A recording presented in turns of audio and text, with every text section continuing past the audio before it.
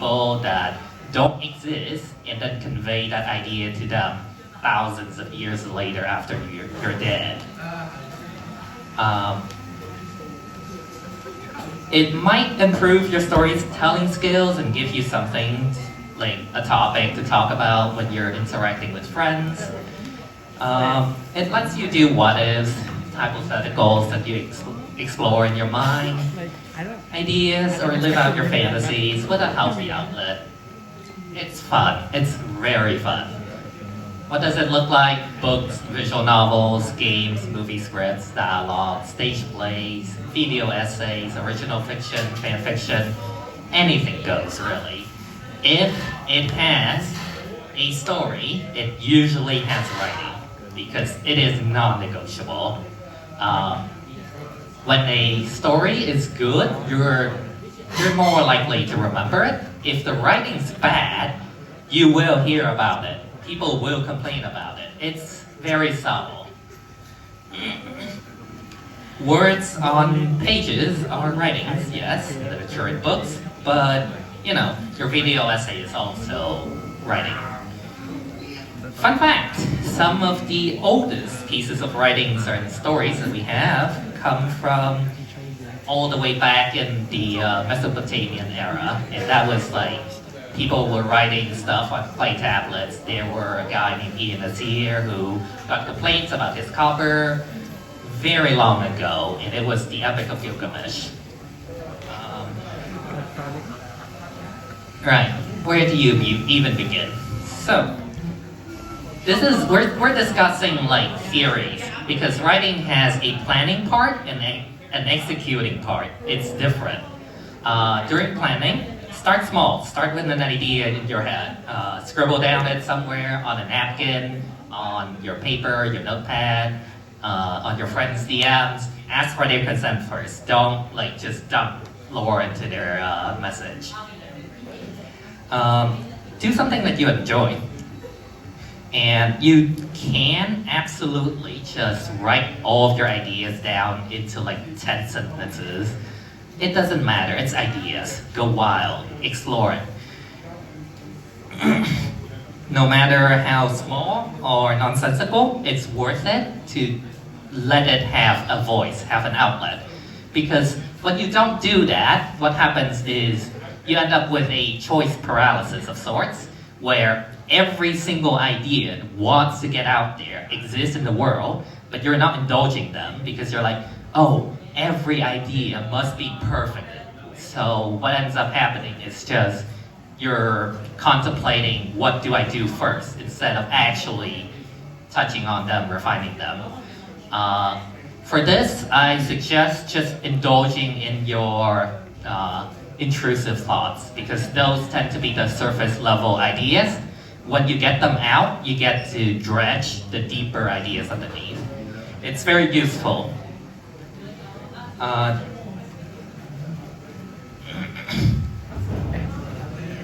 Have some patience for yourself. When you start, you really think about it, the hows, the whys, and what happens where the story can come to life. You know, you can start at the beginning, anything goes. You can start in the middle, they call it in media res. You can start at the end and work backwards. There's no right or wrong to this, really. Don't feel compelled to finish the whole thing in one day. Stories are a marathon. They are not meant to be rushed through. We're persistent hunters. We're not pursued predators like cheetahs and leopards and things like that. No offense if you're a big cat furry. I'm sorry. Stories are valued more for their quality and of their content rather than their volume. So pay attention to that. Don't stare at word counts or page counts. I made that mistake before. It was horrible. You feel so compelled to finish that your writing just suffers. Just focus on telling all the events you want to happen. Now, every plan needs a research. So first, how do you know what to research? Yourself. You are your own biggest audience. You are the person who will read your story the most be the most critical about it and point out all the flaws in it while also loving it the most. Please yourself. Know yourself, know what you like, what you don't like, what you love to see more of. You don't have to force yourself to write something because it's popular. That's not going to last. Write what you know, if you live through something, you can write about it because you tend to know it the best. I know a guy who's a doctor and he lived through some pretty horrible stuff, like, what was it? I believe it was like his coworker got trapped in the morgue and like, okay, that is horrifying. But he can write about it, so yeah. Sometimes it can be as simple as inserting yourself into a fictional setting. Sometimes it's you doing cool stuff. Don't force yourself to do something you don't like. Again, please yourself first. This is the most important thing I can tell you guys about this thing. Next up, your favorite media. Nothing original is under the sun anymore. If you like a certain media, good. Take a closer look at it. Take from it, take parts of it. Imitate your favorite stories. I'm telling you to take story elements from works of fiction or non-fiction that you guys like. You guys can steal elements from video essays like Jacob Geller stuff. But make sure you rewrite it in your own ways. Don't just take it wholesale. Take the idea, but express it in your way. Cobble together things from the medias you've stolen from, borrowed from.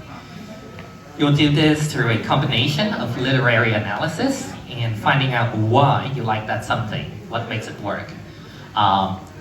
We're not touching on literary analysis because that's a very sort of advanced thing, and we don't have time for that. If we have time next year, maybe I'll do it. Keep your inspiration nearby. I like having it be unintrusive.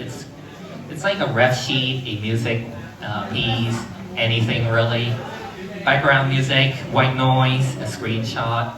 Try not to put something that requires active listening because it will distract you from actually writing, and unless you're very good at multitasking, you will start to type down what you hear, and then you're like, oh, what was I thinking? I find it useful too if you have like a little playlist that's relevant to what you're writing about to get into a loop. But put like 40 songs into it, maybe less. Don't put too much because then you'll start searching for songs to put into it rather than actually writing it. Okay. But yeah, no, seriously, how do you begin? And to quote a game show I've been binging for a few months, the only way to learn is by playing, the only way to win is by learning, and the only way to begin is by beginning. Sam Raj. Don't wait for inspiration. Do not wait for inspiration. The inspirations do not drop out of the sky. You cannot wait for them. Anything is progress. Write it down on paper, in an app, a friend's DM. Again, start with a single thing, a person, a place, an object. Expand from there. What, when, why, how, who, and where. Who is just a more elaborate version of what. Get it in writing, revisions are fine. You can revisit writings at any time. They are not static. They're not like artworks where you paint something you can't erase. Writings are very flexible. You can write the whole thing, chop it up, and shuffle parts around. It doesn't matter. It doesn't care that much. The first draft, the purpose of the first draft of writing is just to exist. If it exists, it already does its work. You don't need it to do anything else. It's for your eyes only and for refinement only. You can post it wholesale, but I don't recommend that. One big thing about writing is show, don't tell. Show how a character walks down the stairs, show how they eat, show how they interact with people, don't tell. don't say like, oh, he walked fast. No, linger on it. Say like, his legs rush down the staircases, his hands slipping by the handrail. He rushes into the kitchen, shoves a handful of eggs into his mouth, and then ran outside the door without looking back. Something like that. When you do that, your mind also begins to get into the loop of it and think about it. It is the first step to actually writing. Now, there are a few styles to start. I would suggest if you guys are starting out to use the bullet point style. This is a frame of events for you guys to follow. Again, the big questions, what, who, when, where, why, how. Do it chronologically. A happens, B happens, because of B, C happens. Why is this good? Because it follows chronological order. It lets your brain interpret and write down events as they come. It doesn't shuffle things around. It doesn't make things confusing. It helps a lot. It's also applicable to character traits and personality. You can write like a bullet point of what they are like, and whenever you need to write them, you can look at it. It's very useful. My trick is that for a story of any scale, you should be able to summarize it in 1 to 3 sentences without actually going way longer than what it's actually about. Can we have like a media or something that you guys know of? And I'll try to summarize it.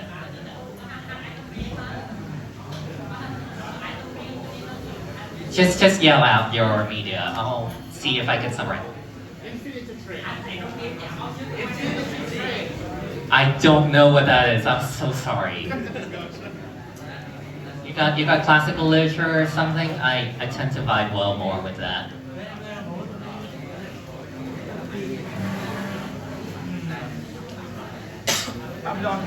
What that? Tower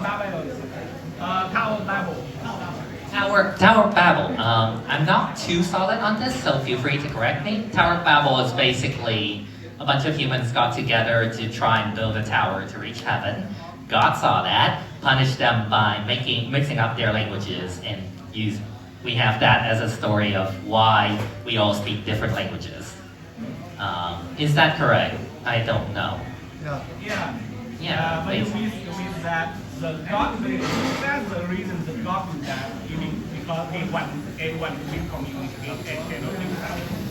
Yeah. Like, when you summarize it, you lose a bit of nuance, but it's alright, I guess. Think of the points as your frame, your sketch. That's like the best way you can frame it. Doesn't have to be perfect, just done. Now, whatever pretentious notion you have about producing an essay or be like Shakespeare, drop them. Because I'm telling you, you write what you feel is most comfortable in the moment. You can come back to fix it later. It does not get super picky about what and when you fix it. It's not finicky.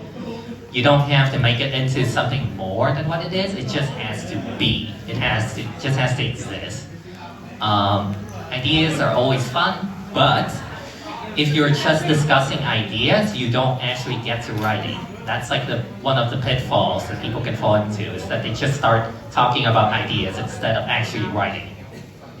Ideas can take shape, any shape they want. It's like this, I call it this superposition of ideas where every single permutation of it exists, but at the same time does not until you lock it in. That's why the execution matters more.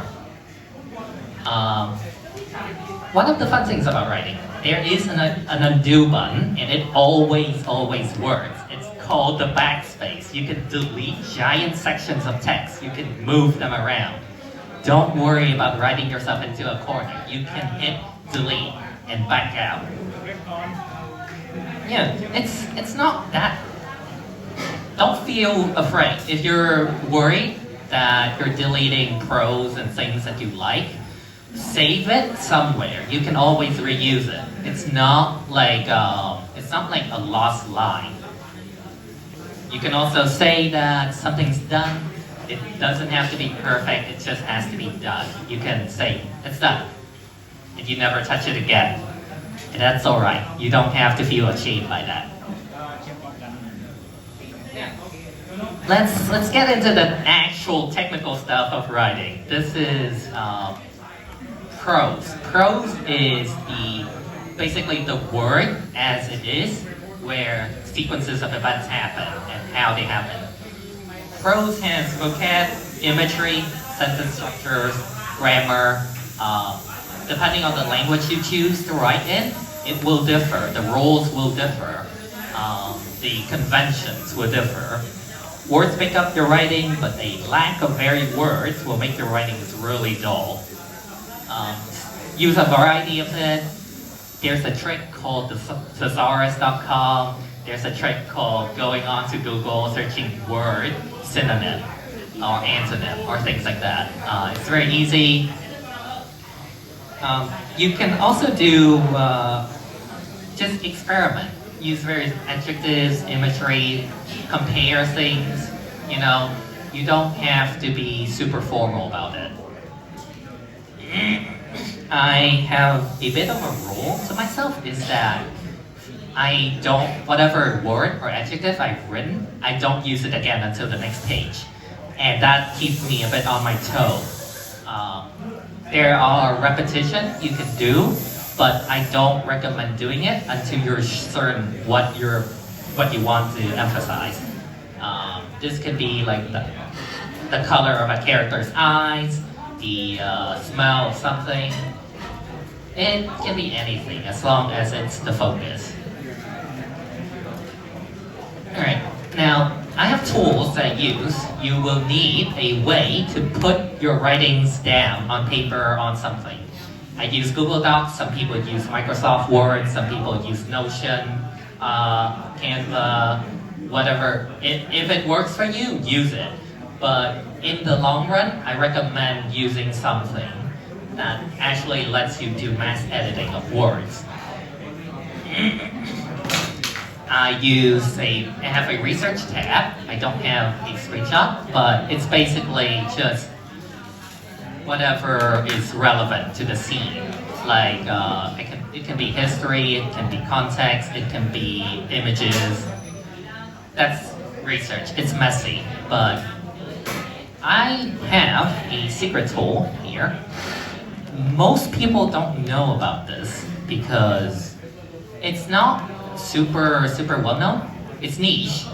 It helps you a lot if you're a creative, and that's called TV tropes. TV tropes, what is it? It's basically a site where it contains every single pop culture media. It can have your favorite show on it. They will tell you like all the building blocks and ideas of a show. So, and they have names for those tropes. Tropes are like bricks building up a story. Pretty sure if we have the internet here and we boot it up, I can show it, but not really. I would recommend doing it on your phone. Your favorite media will have multiple tabs. It's very nice. It's very nice to research on TV tropes because it just tells you everything that it has, and it does literary analysis for you. Well, not it does, but like other people do it for you already. What's your favorite? What's your favorite trope? Trope? My favorite trope? That's very hard. Oh gosh. Can I just say, like, setting-wise, I love urban fantasy. If it's like something from story-related, Power of Friendship, easy. Power of Friendship is such a huge trope. Every single time it gets invoked, it's just good. Mine is real cool. Yeah, real cool. Real cool is super nice too, but that's like heading into like intermediary area. There's also suspension of disbelief and so on and so forth. Your favorite media is on there, look at it. It helps a lot too. Oh yeah, real cool need to work with suspension of disbelief. I have recommendations for music, but I don't recommend putting active listening stuff in the background. Again, I've stated the reason. You will get distracted and then you will start typing the stuff you're hearing rather than thinking. Right, let's get to the thing all furries love to do that isn't character making. World building. What the fuck is world building? I can ask 100 people in here and they will have slightly varied answers on that. But we're not JRR token, it's hard. It's a huge pitfall. It's building a fictional world for your writing. It is somewhere for the story to take place in, or some time. It can be as simple as Earth, but X. X is like the uniqueness of it. Or you can do this is a completely fictional world with its own language and culture and everything, and race of people. Oh, gosh, like, the latter part is way harder, I would tell you that. But you will probably do it if you're running a D&D campaign. This is the biggest newbie writer trap, because you'll be stuck in a loop just expanding your world building instead of actually writing. This is why I warn against it. Only world build for the parts that will be shown, that will matter in your story. Do you need to tell people that this city that they live in has like a steel industry or something? No. Unless there's like a whole plot line of people building a steel mill or something. It's not recommended. And like, world building is fun. I can't blame them. It's very fun, but again, a trap. Remember. Right. Now, how to effectively world build. There is a method I call layers of explanation. You have a cool idea for your world, but you're not sure on how to make it work. Sit down, think about it. Think about why it would exist realistically. Think about, how do you make it believable? Because again, the point is to make it believable, not realistic. You can introduce explanations, you can say, explore a part of the world that is impacted by this cool world building rule that you impose on it. Like, for example, the world has comet rains as a part of its weather. How do you incorporate this?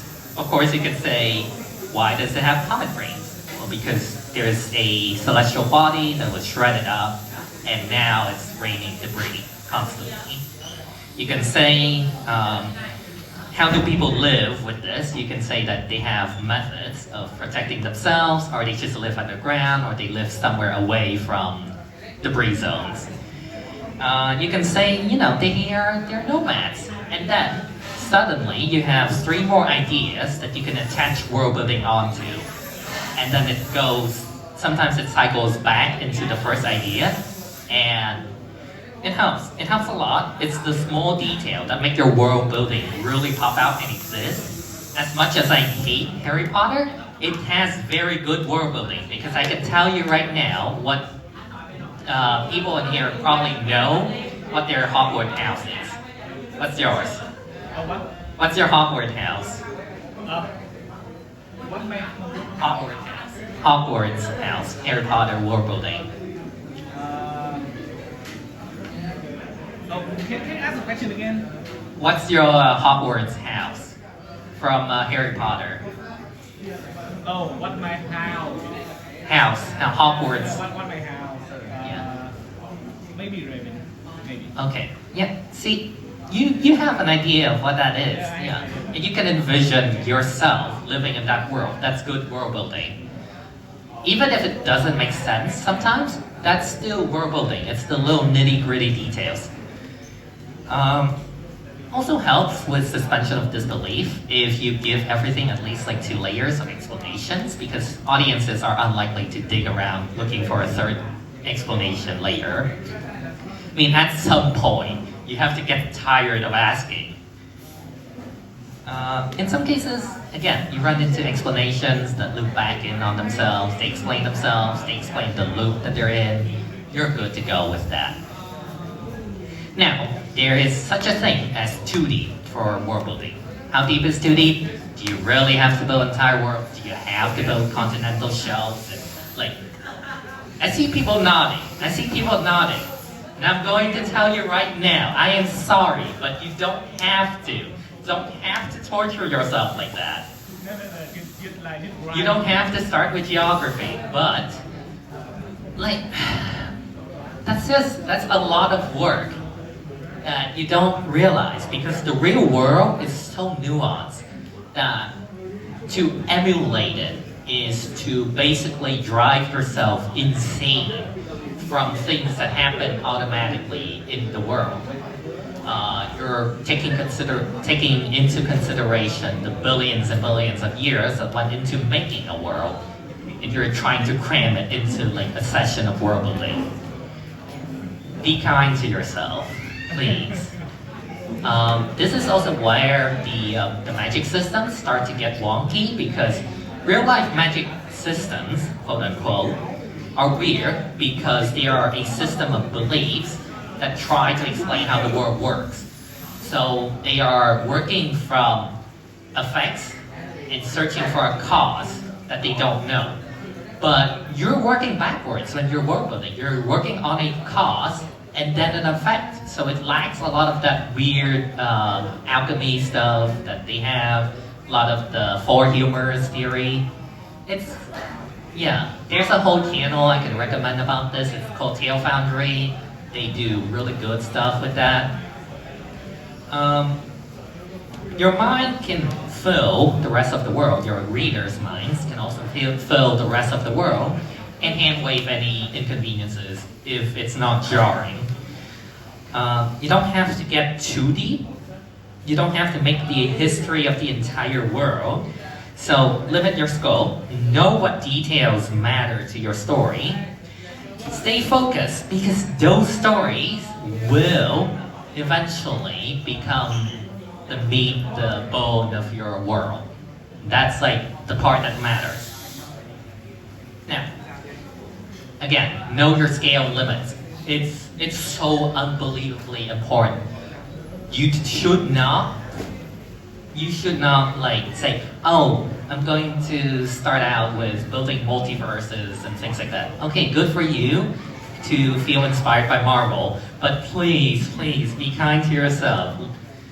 There's a reason why Marvel works, is because over the many decades that they have made that franchise, they built like comics that writers just go, hey, there's this idea I have, but it doesn't fit into this world, so I'll just make a different universe for it. That's fine. But if you're approaching a story from the multiverse standpoint, you start to lose track of what's important, and then your readers also feel like, oh, so if nothing matters, why should I care about this story? That's like the death of every story ever, is that when you have people asking, why should I care about what happened to these people? Or say, I don't care anymore. That's it. Your story is kind of just dead. The more you let this balloon out of hand, more out of scale, the more likely you are to just like hit a wall, burn out, stuck in a cycle of constantly expanding the world without actually writing or putting things inside it.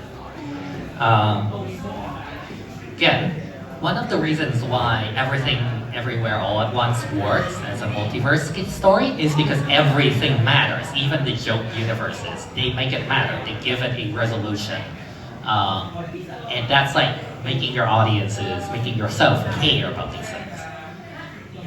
And don't forget, you can always press the backspace button. You can always select giant spaces of text and press Delete or Control X. Don't be scared of that. Don't be scared of that. Now, be weird, be freaky. Inject yourself into the world. Inject your color. Paint it in your own colors. Why? Literally, if it's fun to explore for you, try it. Try.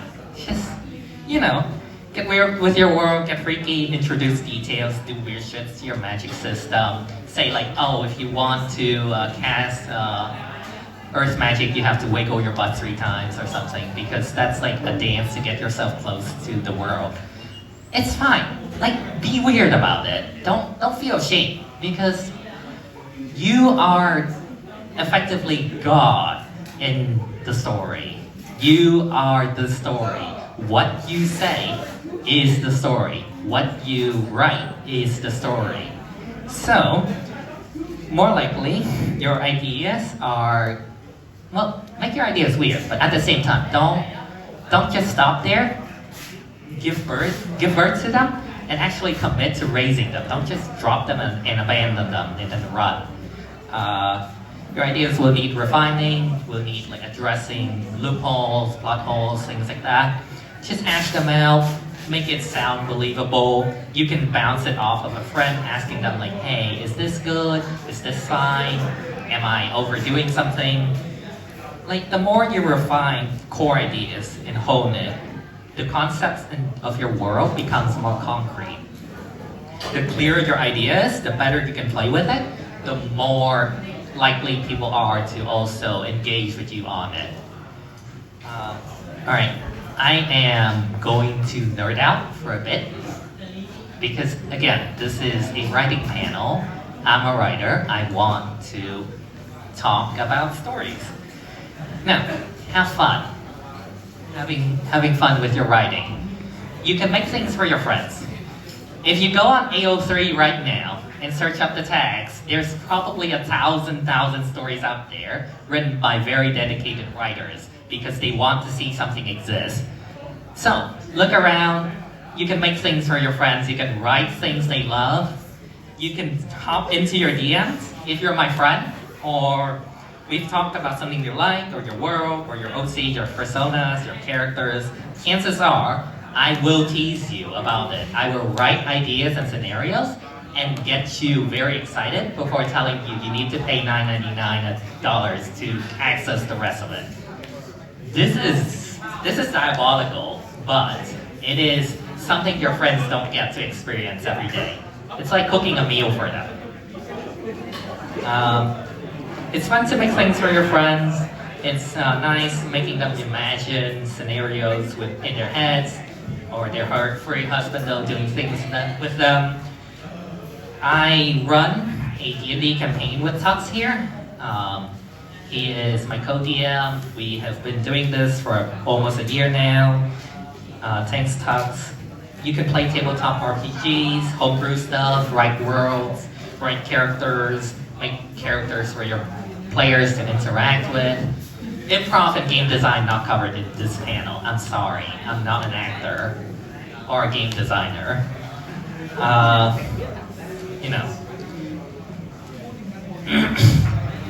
Let's talk about the last 3 points. Smut. I can't legally say it here. You know what it is. I know what it is. I know. I'm insinuating. I'm not saying it outright. Don't give me that look. You can write it. You can make it to your taste, season to taste. Cook your own meals, stuff you like, feed your niche. It's literally free. Writing is one of the less demanding art forms in the way that you just need a keyboard, a computer, or a writing app or something, and then you can start doing it. It doesn't require you to get pens, pencils, or whatever. Start with your Google Docs, your notes, your DMs, whatever have you. This is me just going to town with the things I actually love, which is my writings. I'm sorry, you are going to be subjected to my fixations. I have on there a QR code from my Telegram channel where I put my writings. I've been writing about Nomeru for 17 years. If I write something, it's usually in this setting. Fun fact, the Nomeru is a setting of furries, and the furries on there are called Nomans, because they are not humans. No way. The X is silent. The X is silent, okay? I don't really expect it to explode or something, but I like sharing it with my friends. Maybe someday there will be more, but it's my form of escapism. There's a bunch of OCs I have in there. Some of you might have a card from me. There's like a version of it with the jellyfish character. That's Professor Orson. He's a curator and a jellyfish. I didn't have time or budget to make a bunch more, but just know that if I do come again next year and do another writing panel, there's probably more of like Winter Haven Love and Nitrous Wars, things like that. You can read through the stories. I have every single one of them on there. I used to put my stories on Facebook before that got nuked, and I had the brilliant idea of actually archiving it. I hate Facebook, but at the same time, I needed to do my work at FurGIV. Feel free to ask literally anything. I only have one microphone. You will have to come up here. Meow. Okay, sorry. I have a question here. How do I know if I'm improving in my writing? All right. How do you know you're improving while you're writing? This is hard because unlike art in the form of like painting, sculptures, and things like that, writing does not have a defined form of what good looks like. If you're writing, read through it. If it makes you feel things outside of frustration that's not intended, and just like lingering feelings of resentment or regret, then it's probably doing its job. A good piece of writing should make you feel. It should make you want to cry. It should make you want to scream, oh my god, he's so fucking stupid, but you don't scream at the writer for being stupid. This is, okay, there's good frustration, where it's like, holy shit, they are train wrecks in slow motion. Oh, that they are bait to make each other worse. That angst. That angst, right? That's kind of angst. It's not really. Angst is a selfish flavor of emo. I'm not sure how to categorize it, but there's good angst and there's like bad angst. Bad angst is like, hello, my name is Ebony Dementia Darkness Raven Way. I have long ebony dark hair. Things like that. Good writing should not make you feel aware of the writer's hand. It should not make you feel like you are screaming at the author, begging them to change elements of the story. What do I mean by this? This is stuff like your Disney remakes, remaster, redone, whatever. This is your Star Wars somehow Palpatine return. This is your ginormous plot holes of a tribe making a dagger that matches with the debris of a ship that they somehow managed to foretell. Like, there's cool coincidences, and then there's like, what the fuck? What am I reading?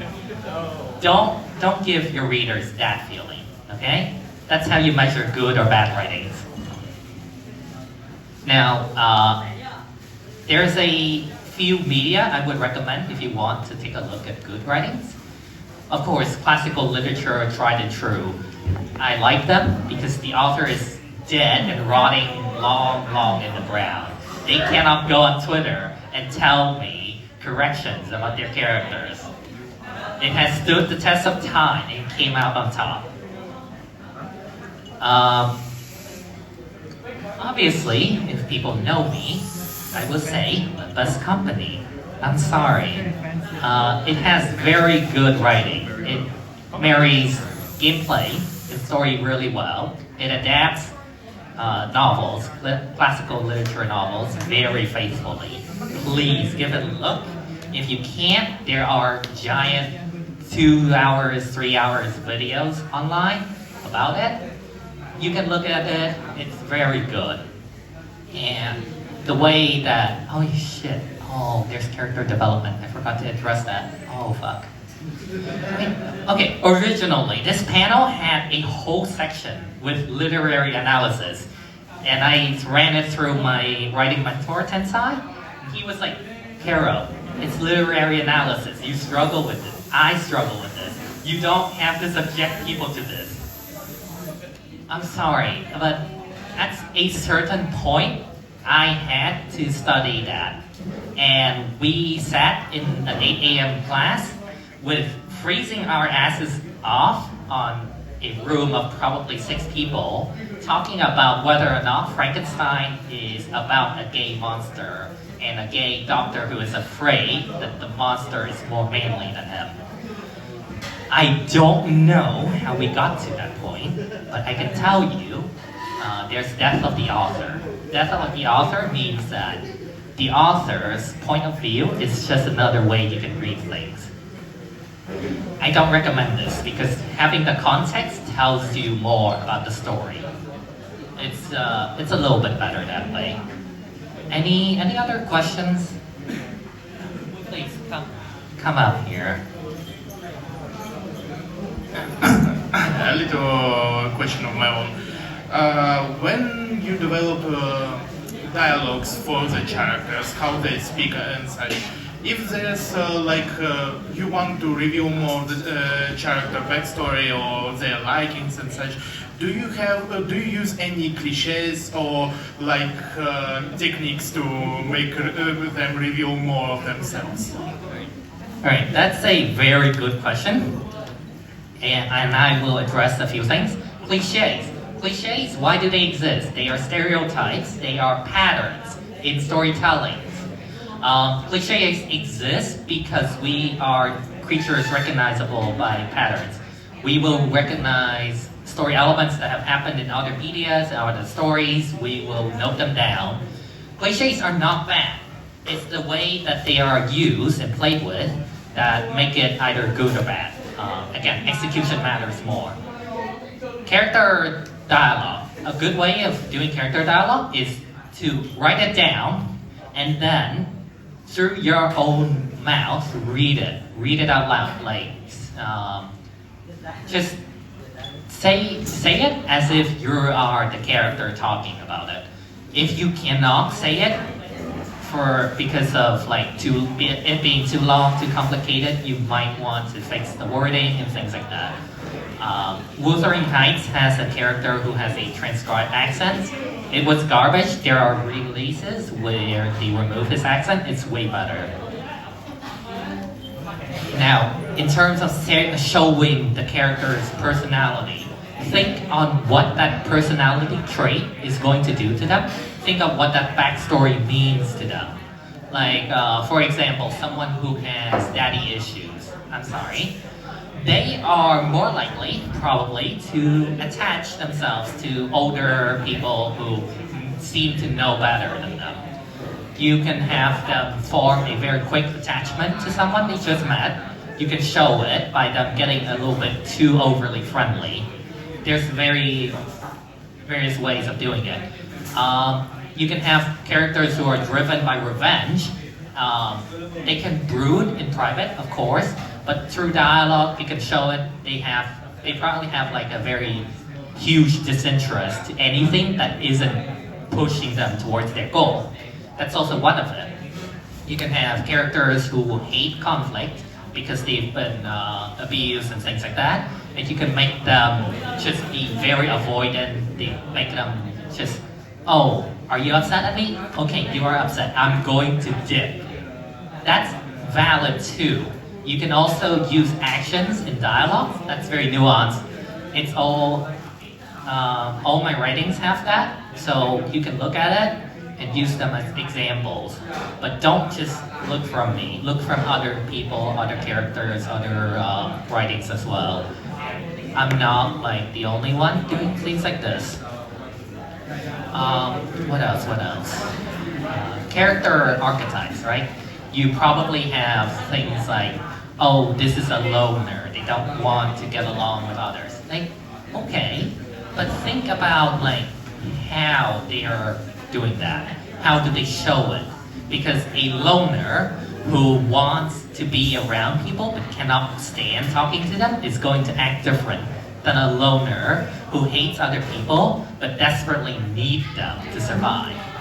It's again, nuance. Nuance is the name of the game.